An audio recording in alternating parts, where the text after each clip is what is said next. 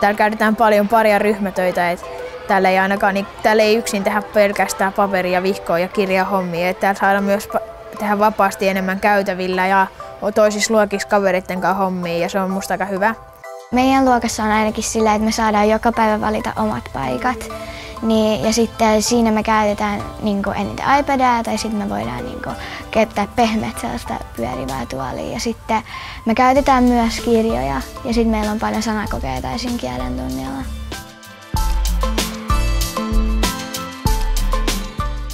Mun mielestä paras on jossain sellaisessa mukavassa tuolissa ja joku kiva pieni pöytä siinä ympärillä. Ehkä käytävällä tai sohvalla.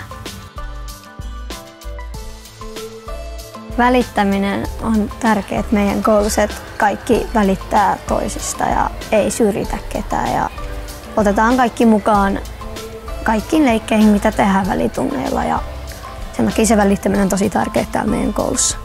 Me ollaan esimerkiksi kiitollisia siitä, että meillä on nämä iPadit ja sillä, että meillä on tämä ruokailu, se on ilmainen ja sitten meillä on kaikki tilat ja sitten meillä on paljon kaikkea mahdollisuuksia täällä koululla.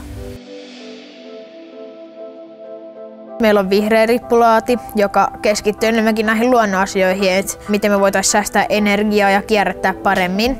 Sitten on digiagentit, jotka opettaa iPadin ja tietokoneiden uusien sovellusten käyttöön muille opettajille ja oppilaille.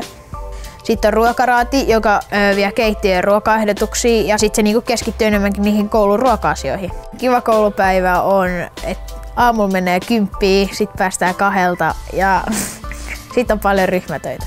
Mun mielestä koulun tehtävä on opettaa lapsia, että lapset oppii tunneilla ja siitä tulee hyötyä.